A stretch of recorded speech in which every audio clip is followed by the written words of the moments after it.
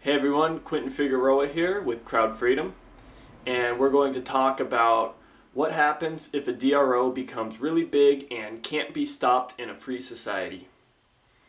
Okay, so if you don't know, a DRO is basically a defense agency. It stands for Dispute Resolution Organization, and it's basically an insurance company that people pay. Well, it's not an insurance company. It's a company that works similar to insurance where you pay a monthly premium to get defense protection in a free society. So right now people pay taxes to their government, and the government has the police force and that kind of thing, and that's kind of what protects you, or is supposed to protect you in our governments right now. And in a free society, since we wouldn't have a state, we would have businesses that do what the state currently does, and those businesses would be dispute resolution organizations, or I mean really whatever else the market could come up with, but this is just kind of one way to look at it. And they would do things similar to what the state currently does with police, except they couldn't initiate force, which is a huge distinction. So they would be defensive. They would make sure that they could protect people, and they would protect people in a defensive way rather than an offensive way like police currently does. And so, yeah, the term that's widely used is DRO, which is Dispute Resolution Organization. And yeah, people would pay a monthly premium like they do in insurance, $50, $100, it depends. There's going to be different companies that provide it, different levels of service. You don't have to pay it if you don't want it. If you don't want health insurance, you don't have to get it. Well, if you didn't want health insurance 5 years ago, you didn't have to pay for it, but I guess now you kind of do. But if you don't want car insurance, oh wait, no, not car insurance. If you don't want, let's say you don't want life insurance, you don't have to pay for life insurance. So if you don't want a DRO in a free society, you don't have to pay for it, and you understand that you would defend yourself and you take those risks and blah, blah, blah. So, but if you do pay for it, then you're paying a monthly or whatever arrangement it is, but you're paying some type of fee for this company to protect you. And the way that they protect you is, it depends. Different companies would do it different ways, and there's different ways it would work. And they would be really good at it because most businesses in a free society with competition are really good at doing the service that you pay them to do. So with that said, let's look what happens if one of them becomes really big and they take over the free society mafia style. So the first thing we have to realize is in a free society, everything is voluntary. So when you use a DRO, defense agency, you are voluntarily choosing to use them. Nobody's forcing you to pay for them. Nobody's forcing you to use them. At any time you could choose to opt out and stop paying for them. At any time you could pay for another DRO that does things the way you want them to. Or if none of the DROs are doing what you want, you can start your own DRO, and you can go into business that way, and you could do a DRO in whatever way you think would be better in a market. So that's what markets do, and that's how markets work. People can choose to support them, people can choose to start their own business, and in general, it works a whole lot better than government businesses because, well, we don't need to get into that. So the first thing to realize is everything is voluntary in a free society. So when people use a DRO, they are voluntarily choosing to support that DRO. They like what they're doing so they're voting with their dollars that I like this DRO. Right now with the government, in contrast, is if you don't like the way the government's spending your money on defense services like police, doesn't matter. You can't opt out, you still pay your taxes, and if you think you could do it better than the police, it doesn't matter. You can't do it better because you can't compete against the government monopoly. So you get one choice in the government state system, and if you don't like it, that's too bad. You move to another country. If you don't like it in another country, too bad. You can't start your own because all land's taken. So good luck, guys. Have fun with the government. So anyway, so everything's voluntary. So let's say, usually what happens in a market is you get like a few big companies that pretty much dominate and control most of it. Like you got Microsoft, you got Apple, Those are kind of the two big guys, and you have the free version, you have Linux, and that pretty much dominates all of the computer world. You have Coca-Cola and Pepsi, that dominates a big part of the soft drink industry. You have all these insurance companies, you have a few big ones like State Farm, Geico, Allstate, and those guys pretty much own most of the industry, and then you have a ton of smaller ones that have smaller segments of the industry, but in general you have a few main companies that get like 70% or so of the market. So same thing would probably happen with DROs. And for convenience, we'll just use insurance company names for the DROs, because what the real names would be, who knows, and who knows if it would be an insurance company offering it or whatever, but let's just use that for these examples. So let's say you have two big main DROs in a free society. You have State Farm DRO and you have Geico DRO, and these are the two big ones, and each one, let's say, owns 30% of the DRO market. So 30% of the customers paying for a DRO go to State Farm, 30% go to Geico, and then let's say the other 40% go to maybe of that other 40%, 20% go to like 10 companies, and then the other 20% go to like 100 other companies, all smaller with more niche audiences and different types of special cases and that kind of thing. So the two main ones are State Farm and Geico are the big guys, right? So let's say State Farm wants to take over society. So first of all, what is State Farm going to be taking over in a free society? Because in a free society, it's not like a government system where you're going to take over the government. There is no government. So if you're going to take over a government, you're actually getting something. You're getting tax-paying citizens, which is revenue. You're getting land. You're getting infrastructure, any infrastructure they have, like all the government services, like you're getting the IRS, the Federal Reserve. You're getting all the roads they built. You're getting all the school system. I mean, you're getting, in most countries, if you take over a government, you're getting like everything, because most countries aren't free. So it's good to take over countries, I guess, because you're actually getting something. But in a free society, you're not getting much, because it's all private companies. So it's a little bit different taking over a free society versus taking over a government. But let's say you would be getting land. Let's say if you take over a free society, you'd be getting land. You're not going to be getting people that are happy. So, and you're gonna have problems with that.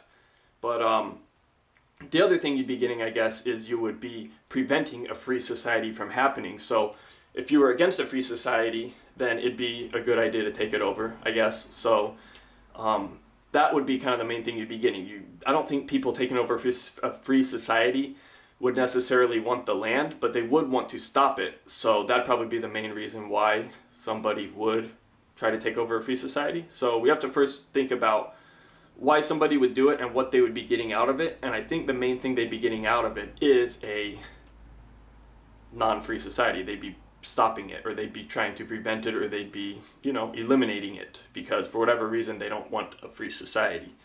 Now, so let's say that's what State Farm DRO wanted to do. They wanted to get rid of this free society and take it over. So what do they need to do?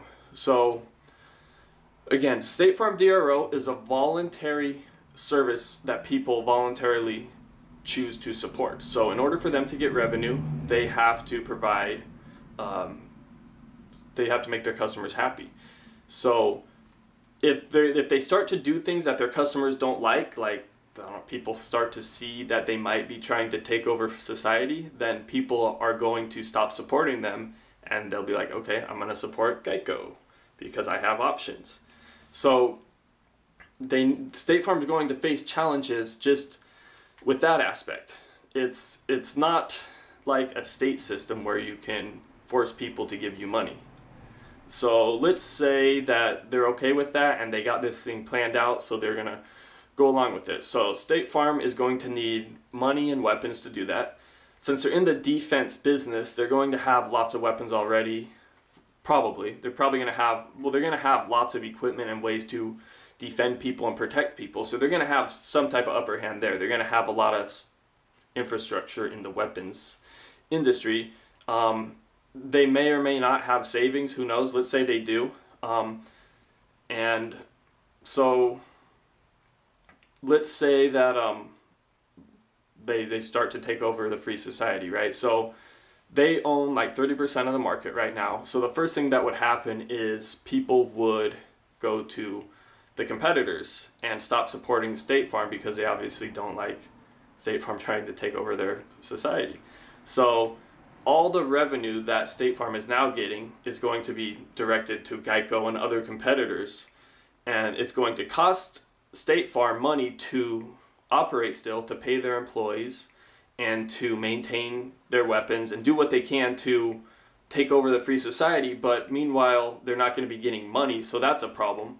I mean, obviously, yeah, they could be making money other ways. They could have other businesses elsewhere, and we'll talk about that pretty soon. But it's challenging in that regard. Let's say that State Farm and Geico merge. So now they both control 30% each of the market. Now they both merge, and now they control 60% of the market. So they control the majority of the market. So even if people were to try to leave them and go to another DRO, then those other DROs are going to face challenges because they don't have enough weaponry or resources to actually take on the other 60% of the market. So that could be problematic, but there's more to it than that. So again, if they were to merge, people would immediately no longer support them, so they're not going to be making money.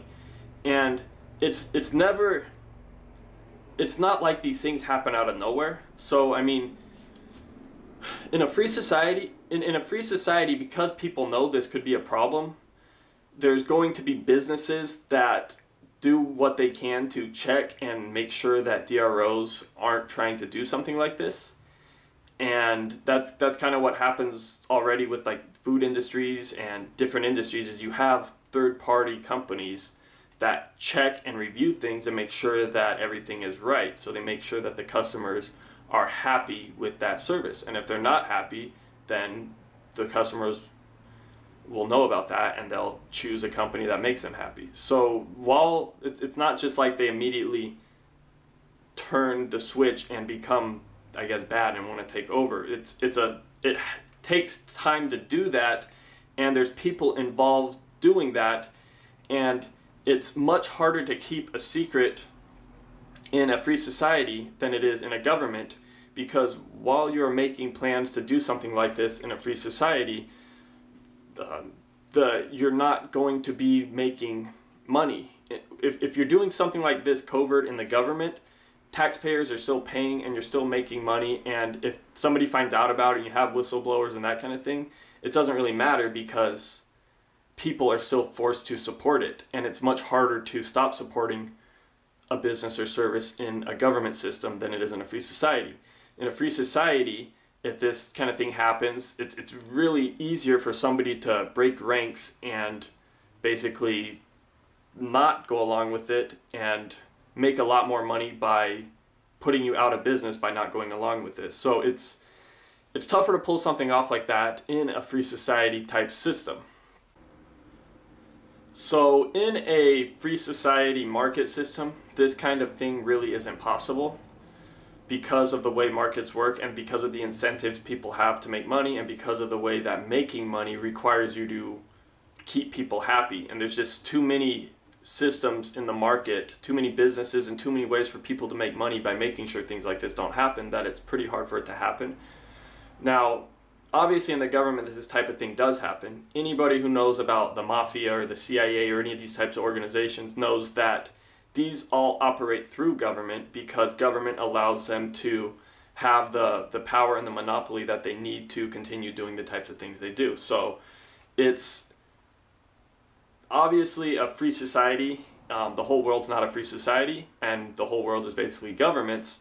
So that's the problem with creating a free society right now, is if the whole world was a free society, this kind of thing would take care of itself for the most part.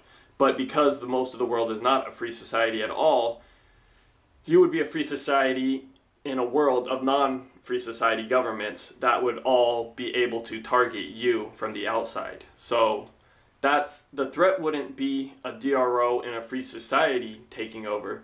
The threat would be a DRO or a government operating outside of the free society using taxpayer funds or other types of funds to take over the free society, or basically to prevent it.